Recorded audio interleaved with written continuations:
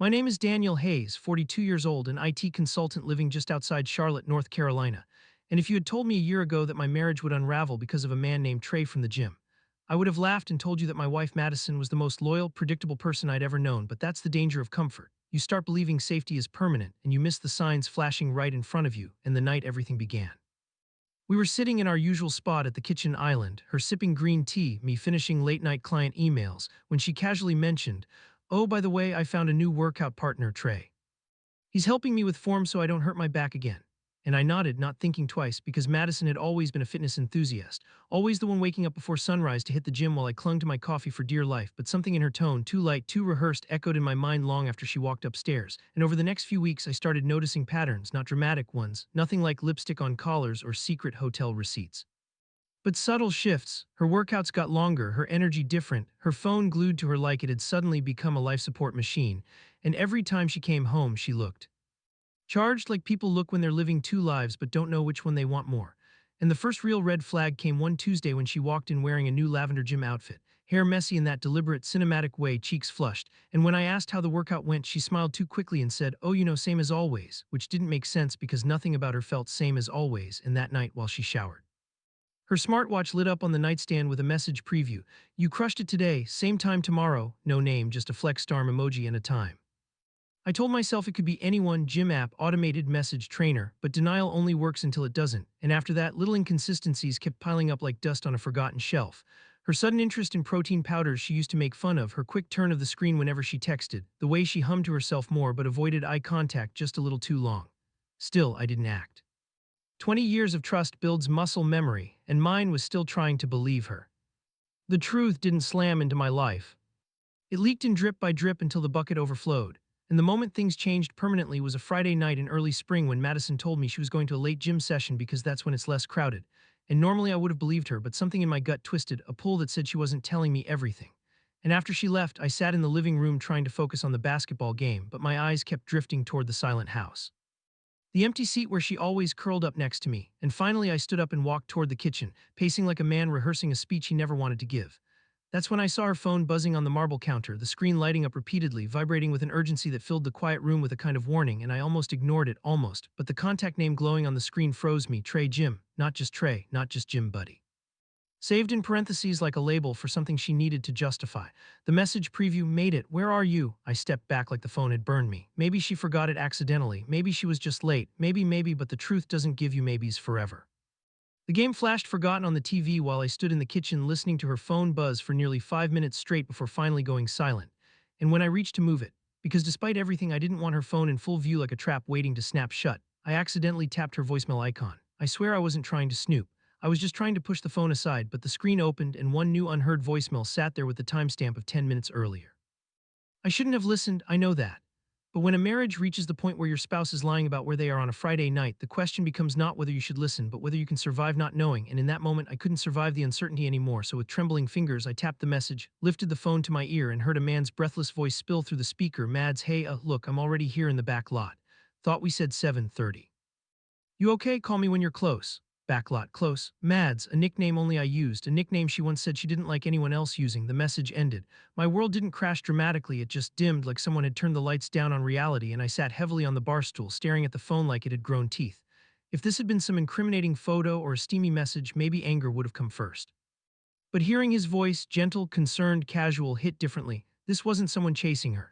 This was someone comfortable with her, familiar, expected, and that hurt more than anything. I didn't call her. I didn't send accusations. I didn't grab my keys and charge off to confront them like some jealous, impulsive stereotype. Instead, I placed her phone exactly where I found it, turned off the kitchen lights, and sat in the quiet until the sound of the garage door rolling up made my stomach clench hard enough to hurt. When she walked in, her hair wasn't damp from a workout. Her makeup wasn't smudged, her clothes looked barely used, and she froze when she saw me sitting there in the dark like a man waiting for news he already knew. "You're up?" she asked, voice tight. I looked at her, really looked, and for the first time in years, I saw a stranger wearing my wife's face. I didn't mention the voicemail, not yet. I didn't mention Trey, not yet. All I said in a calm voice I didn't recognize as my own was, "We need to talk." Her eyes flickered with fear, not anger, not annoyance, but genuine fear, and that's when I knew the voicemail wasn't a misunderstanding. It was confirmation, and the truth was finally stepping into the light. When I said, "We need to talk," Madison didn't move at first. She stood at the threshold of the kitchen like crossing into the room would collapse the version of our life she'd been clinging to. and after a few seconds she let out a slow exhale, set her gym bag down with a soft thud and walked toward me cautiously, almost like she was approaching a wounded animal, and she sat across from me at the island where we'd eaten thousands of quiet meals together, meals that suddenly felt like memories from someone else's life. "What's wrong?" she asked, but it wasn't the defensive, annoyed tone I'd heard sometimes when she came home tired. This was small, fragile, like she already knew I'd seen something she couldn't unexplain. I studied her face in the dim kitchen light, flushed but not from exercise, mascara slightly smeared like she'd touched her eyes anxiously, ponytail too neat for someone who had supposedly finished a long workout. I didn't raise my voice. I didn't throw accusations like daggers. I just asked one question: "Where were you tonight?" Her lips parted, but no words came. Her eyes flickered away, searching for a story that hadn't been prepared because she assumed I'd never question her late-night gym sessions. Finally, she said, "At the gym, you know that," but her voice wavered at the edges like a paper shaking in the wind. I nodded slowly, then gently slid her phone across the counter toward her. "You forgot this." She stared at it, and in that moment I watched her entire body tense, like her skeleton had suddenly stiffened inside her skin. "Oh," she whispered, throat tight, and she reached for it too quickly, almost yanking it back toward her chest. I didn't stop her. I didn't need to. She pressed the side button to wake the screen, saw whatever notifications she feared were still there, and her eyes filled with panic-strained gratitude when she realized I hadn't unlocked it. But panic remained, panic you can't hide when the truth has already slipped out ahead of your lies. She took a shaky breath. "So you saw something?" she asked, not meeting my eyes. I leaned forward slightly. "I heard something." Her face drained of color. "A voicemail," I clarified, "from Trey." Silence expanded between us like a storm cloud. She closed her eyes slowly as if bracing for impact and whispered, "Oh God," before covering her face with her hands. But what she didn't do. She didn't deny it, not once, and that told me everything. I waited. If she wanted to talk, it had to be her choice, not something I dragged out of her. After a long, stretching minute, she lowered her hands and stared at the countertop, voice trembling as she said, "Daniel, this isn't what you think." I almost laughed, but the pain was too heavy to lift into sarcasm. "Then tell me what it is," I said softly. She swallowed hard, eyes glossy, and whispered, "I didn't mean for this to happen." "Didn't mean for what to happen?" I asked as evenly as I could. She shook her head helplessly. "The connection, the emotional part. I swear I never cheated physically. I never crossed that line. I just got lost." Emotional betrayal, sometimes messier than physical, sometimes deeper, sometimes harder to forgive. She kept talking, words spilling fast, like someone trying to confess and defend themselves at the same time. "When I started that new program at the gym, I didn't know anyone. He was just friendly, supportive. He noticed when I improved. He encouraged me. He listened. And then things between us, between you and me, felt so routine, predictable. And I hated myself for needing that attention, but I didn't know how to tell you I was lonely without sounding ungrateful." I forced myself to stay still, to let her talk without interrupting, even though my chest felt tight enough to split open. She continued, "It wasn't supposed to become anything emotional, but it did, and when it did, I didn't know how to stop without admitting what I'd let happen." I inhaled slowly. "So you hid it," she nodded, tears streaking down her cheeks. "Yes, I was a coward." I didn't disagree. I didn't comfort her either. Something inside me felt strangely steady. Not numb, not detached, but steady, like a man stepping into the truth after too long in the dark.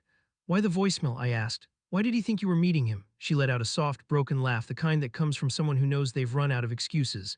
"Because I told him I would. I told him I needed to talk tonight, to end it, to tell him I couldn't keep going like this, but I panicked. I drove around for 30 minutes trying to convince myself to go through with it, and then I came home instead." The confession hit differently than expected, still painful, still breaking something inside me, but also unexpectedly revealing. She hadn't been with him. She hadn't fully left our marriage. She was stuck between two worlds, and that might have hurt even more. I leaned back against the chair, exhaling long and slow. "Why didn't you tell me you were unhappy?" She wiped her cheeks, mascara smearing. "Because you're steady, reliable, safe, and I didn't want to disappoint you by admitting that I wasn't happy, that I felt invisible sometimes, because I knew you'd blame yourself instead of seeing that it was my flaw, not yours." For the first time in weeks, I felt anger, not explosive rage, but a quiet, sharp anger at the unfairness of carrying blame for a storm I never saw coming. "Madison," I said, voice low, "I can't fix problems you don't tell me exist." She nodded quickly, desperately. I know, and I should have talked to you. I should have been honest. I just thought I could handle it on my own." "By handling it with someone else?" I asked, not harshly but with unavoidable truth. She broke again, shoulders shaking as tears fell. "Yes," she whispered, "and I'm so sorry." I looked at her, really looked, and saw not the villain I'd imagined in my darker moments, not a cold betrayer, but someone lost in her own mess, someone who made terrible choices out of fear and loneliness rather than malice. It didn't absolve her, but it explained her. I stood slowly, the stool legs scraping softly against the tile, and she flinched, not because she expected yelling, but because she expected distance. She was right. "I need space," I said calmly. "I'm not leaving for good. I'm not making decisions tonight, but I can't sleep in the same room, not right now." She nodded repeatedly, like she'd been preparing for that exact sentence. "Okay, I understand. We'll talk," I added, "but after I've had time to breathe." "Okay," she whispered, "I'll wait." I walked upstairs to the guest room and closed the door gently, no slamming, no dramatic exit, and sat on the bed staring at the dark window, reflecting my own face back at me, a man who'd trusted too deeply. A man who'd loved honestly. A man who now carried a wound shaped like a voicemail he hadn't meant to hear. I lay down fully clothed, listening to the muffled sound of Madison crying downstairs, and even though pain twisted inside me, I also felt something else rising quietly, a clarity I hadn't felt in years, a sense that the next choices I made would define not just our marriage but the man I would become on the other side of this. And I knew even then that whatever happened next would not be about revenge or destruction or proving anything to anyone. It would be about truth, about boundaries, about choosing myself with the same loyalty I'd always given her.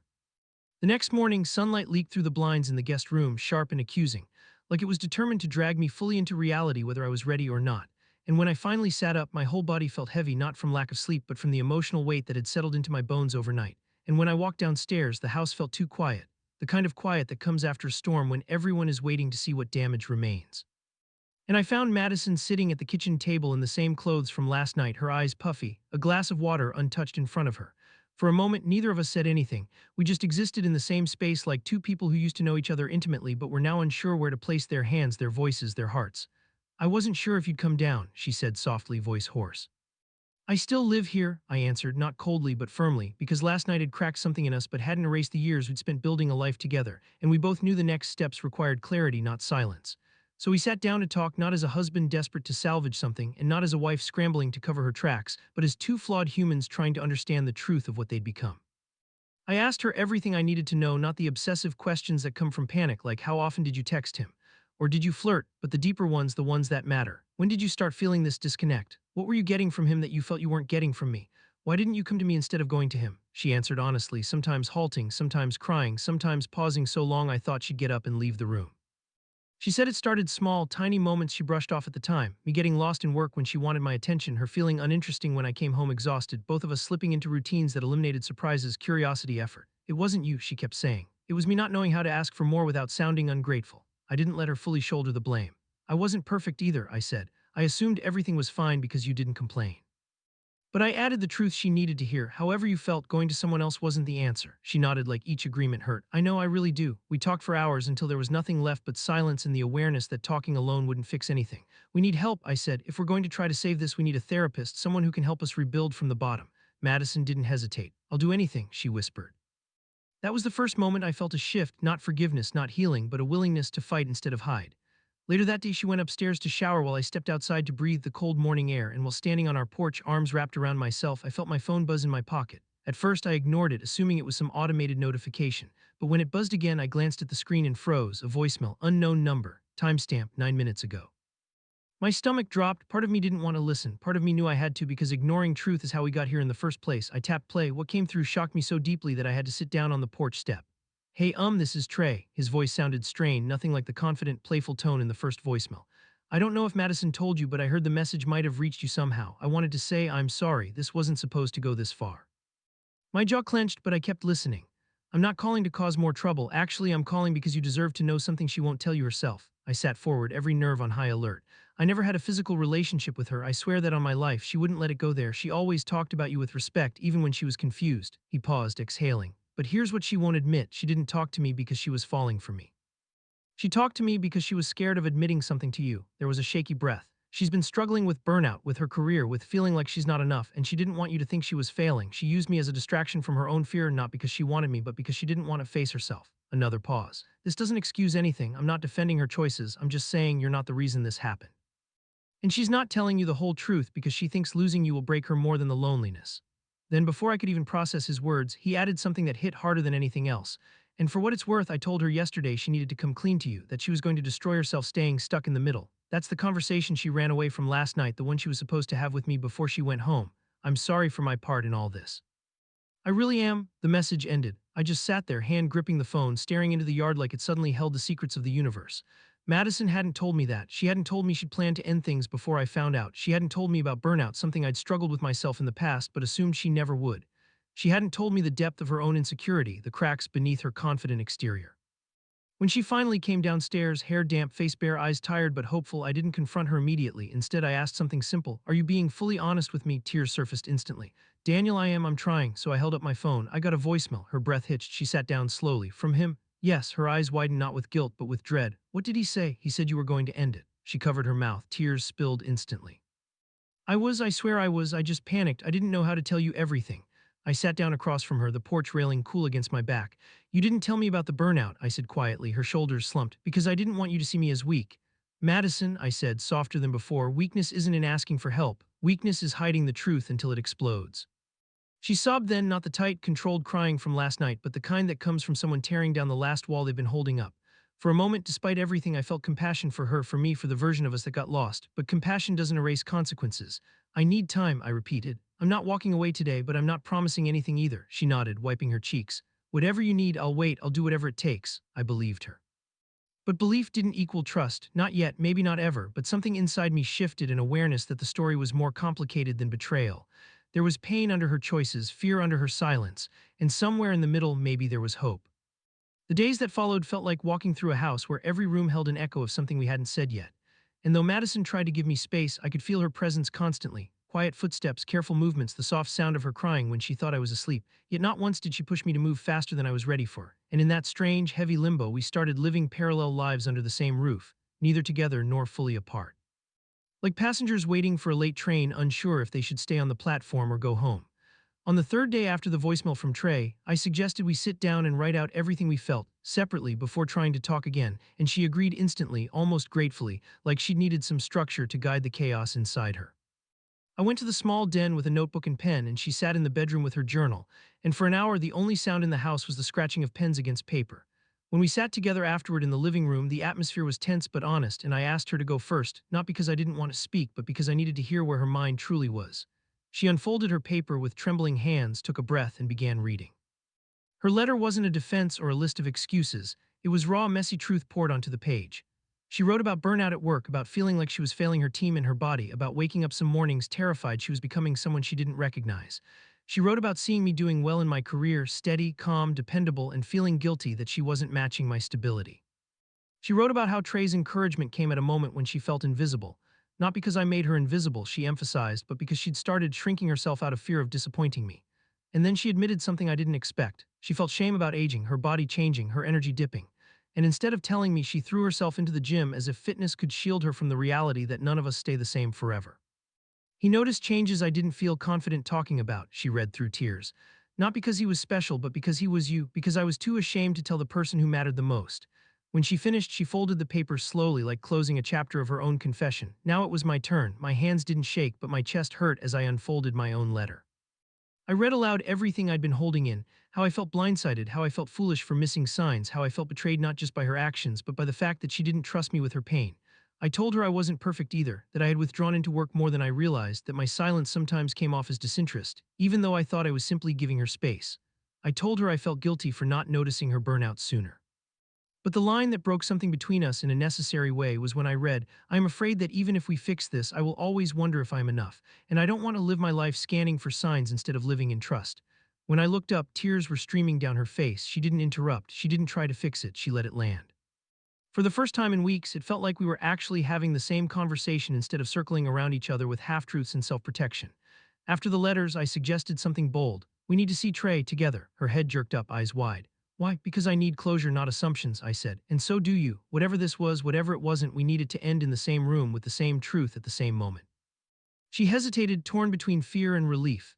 "If you think it will help, I'll do it." So that Friday evening, after calling ahead and arranging it carefully, not in secret, not ambush style, but as three adults confronting something that had affected all of us, we drove to a small cafe near the gym where Trey worked part-time as a trainer. The drive there was quiet, tense, but not hostile. More like we were walking toward a fault line together, bracing for the shift. When we walked inside, Trey was already seated at a corner table, looking nothing like the threat my imagination had exaggerated in weaker moments. He looked nervous, remorseful, younger than I expected, early 30s maybe, hands clasped tightly in front of him. He stood when we approached. "Thanks for meeting," he said, voice cautious, respectful. I nodded. Madison sat beside me, not across from me, and that positioning alone shifted something inside me. It said partnership, not secrecy. I opened the conversation. "I'm not here to fight," I said. "I'm not here to humiliate anyone. I just need clarity so we can move forward, however that looks." Trey nodded quickly. "You deserve that." And then he told the truth, everything, without embellishing, without diminishing, without trying to protect himself. He explained how he and Madison met, how they started talking, how the connection felt safe to her because it wasn't tangled in years of expectations. But he emphasized again, firmly, repeatedly, that nothing physical had ever happened, not once. "She always talked about you with respect," he said. "Even when she was confused, she never let things cross that line. Madison bowed her head, shame flushing her cheeks. I'm so sorry, she whispered, to both of you. Trey nodded but didn't let her take all the emotional weight. I should have stepped back sooner, he admitted. When I saw her leaning on me emotionally, I should have encouraged her to talk to you instead. I didn't handle that right. He then told us something that made the entire room shift. I actually ended it earlier this week, he said. I told her she needed to talk to you, that it wasn't healthy for either of us. That's why she wanted to meet that night, to close it, not escalate it. Madison nodded, tears sliding silently down her face. And for the first time since this ordeal began, I felt real relief. Not the relief of she did nothing wrong, because she did, but the relief of knowing the betrayal had boundaries, that there were lines she hadn't crossed even in confusion. I asked one last question. Do you have feelings for her? Trey shook his head immediately. No, she's a good person who is overwhelmed. I care about her well-being as a human being, but I don't have romantic feelings for her. And I have zero intention of ever stepping back into this dynamic. Something inside me loosened, not forgiveness, not resolution, but space to breathe. When we left the cafe, Madison didn't reach for my hand, didn't force any gesture. She simply walked beside me, quiet, respectful. In the car, I finally said, "Thank you for being honest." She swallowed hard. "I'm sorry it took all this to get here," I nodded. "We're not fixed, but now we're starting from truth." She wiped her eyes but didn't break down. "Whatever you need," she whispered. "Time, therapy, distance, I'll do it." When we got home, I didn't sleep in the guest room, but I didn't sleep in our bedroom either. I slept on the couch voluntarily, not out of punishment, but because I needed a neutral space, a transitional space. And as I lay there staring at the ceiling, I realized the biggest shift so far wasn't what Madison confessed or what Trey clarified. It was what I discovered about myself. I wasn't running. I wasn't collapsing. I wasn't choosing anger over clarity. I was choosing truth over fear. In the weeks that followed our meeting with Trey, something unexpected happened. Not dramatic, not cinematic, just steady, almost quiet. The air in the house shifted from tense and brittle to open and breathable, like we'd cracked a window in a room that had been sealed for too long. And while nothing magically healed overnight, the pressure that had been suffocating both of us began to loosen in small, subtle ways. And suddenly the conversations we'd spent years avoiding weren't just possible. They were happening naturally, cautiously, and honestly, and that alone felt like the beginning of something real. Something grounded not in illusion or habit, but in truth. Madison didn't try to fast-track reconciliation. If anything, she gave me more space than I asked for, waking early to journal at the dining table, leaving handwritten notes on the counter saying things like, "I'm here if you want to talk," or "Therapy at 6, I'll meet you there if you still want to go." And those gestures showed something I hadn't seen from her in a long time: humility, accountability, and a willingness to put in the work without demanding reassurance in return. I kept going to therapy, sometimes with her, sometimes alone, and learned things about myself I hadn't recognized before. How conflict avoidant I could be, how I mistook silence for peace, how I assumed stability meant satisfaction, and how I'd built routines so tight that I'd unknowingly squeezed spontaneity and vulnerability out of our marriage. I wasn't responsible for her choices, never, but I was finally understanding the environment where those choices took root, and that clarity helped me stop replaying the betrayal like a loop I couldn't escape. One evening, about a month after the cafe meeting, Madison made dinner, real dinner, not the rushed meals we'd been cobbling together during our limbo. And she set the table with 2 plates, soft music playing, candles lit, not as a romantic gesture, but as a sign that she wanted to treat our healing with intention. We didn't talk about the past that night. We talked about work, about a vacation spot we always said we'd visit someday, about my sister's new baby, about the books we were reading in therapy. And at one point, I realized I was laughing genuinely at something she said, not out of obligation or nostalgia, but because she was still someone who could make me laugh. But that didn't erase the truth either. Part of me still stood at a distance, the part that had been wounded, the part that didn't want to be blindsided again. After dinner, she asked softly, "Do you think there's still a future for us?" And for the first time since everything happened, I didn't answer immediately. I set my fork down, inhaled slowly, and said, "I think there's a possibility, but possibility isn't a promise. It's something we build toward, not something we assume exists." She nodded, absorbing it, respecting it. "Then I'll keep building," she said. It was the closest she'd ever come to saying she understood that trust wasn't a text message you replied to. It was a garden you tended, patiently, consistently, even when no one was watching. Another month passed, and the more honest our conversations became, the clearer my path grew, until one morning I woke up with a sense of calm I hadn't felt since before the deleted messages. And as I lay there staring at the ceiling, I realized I had finally reached a place where I could make a decision without anger, fear, or pressure. So that evening after therapy, I asked Madison to take a walk with me around the lake near our neighborhood, the one where we used to go in our early years of marriage when life felt simpler, and the spring air was chilly but fresh as we walked along the path lined with dim lampposts and rippling reflections of water. She looked nervous, not scared, just bracing for something important, and she was right to be. "I've been thinking a lot," I began, watching ducks glide across the water, "about everything we've learned, everything we've said, and what we want the rest of our lives to look like." She nodded, her hands tucked into her jacket for warmth. "Me too, every day." I stopped walking, turned to her fully.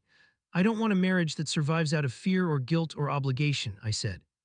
I want a marriage that grows because two people choose each other, not because they're afraid of being alone, not because they're hiding, not because they're scared of starting over. She swallowed hard, eyes glistening. I want that too, she whispered. More than anything, I took a breath, a deep one, the kind you take right before stepping into a new room. So here's what I've decided, I said gently. I'm staying. Her breath caught, then broke, then turned into the softest, most fragile cry I'd ever heard from her. But I raised a hand not to silence her, but to guide her into the next words. I'm staying, I repeated, but not to return to who we were. I'm staying to build something new, something honest, something where we both show up fully, no secrets, no shrinking, no pretending everything's fine when we're dying inside. Tears streamed down her cheeks as she nodded repeatedly, a silent promise forming in each movement. Daniel, she whispered, voice cracking, I am all in. Wherever you need me to be, however you need me to grow, I'm here. I won't waste this. I won't waste you. And it wasn't the dramatic reunion of movies or the immediate relief of problems evaporating. It was something steadier, quieter, but more powerful, a willingness to rebuild from truth rather than habit.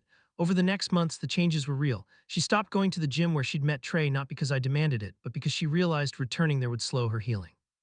She joined a women-only strength class instead. I adjusted my work boundaries, making space for actual presence instead of exhausted withdrawal. She shared her burnout struggles openly, letting me be a partner in her mental health instead of a spectator she hid from. I learned to communicate before problems festered. She learned to tell me when she felt insecure, afraid, overwhelmed. We went on small weekend trips, nothing extravagant, just new experiences that didn't rely on routines. I found myself relearning her, not the version I thought I knew, not the version I feared losing, but the actual woman standing beside me now. And slowly the wound inside me transformed, not erased, not forgotten, but no longer bleeding. More like a scar, proof of survival, proof of change, proof of strength.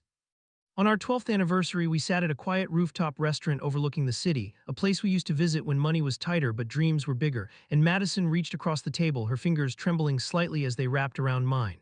Thank you for staying, she said softly. Thank you for choosing us again. I squeezed her hand. Thank you for fighting for us too. And looking out at the skyline, lights shimmering like 1,000 small promises, I realized that the forgotten voicemail that once ended our marriage in one sense had also forced us into a new beginning. Not a perfect one, not a fairy tale one, but a true one, one built on honesty instead of fear, vulnerability instead of avoidance, intention instead of assumption. And for the first time in a long time, I felt something warm settle into my chest, a sense of peace not because everything was flawless, but because everything was real. If you enjoyed this story, please like this video, subscribe to the channel, and share your thoughts in the comments. And for more stories like this one, click on the next video box.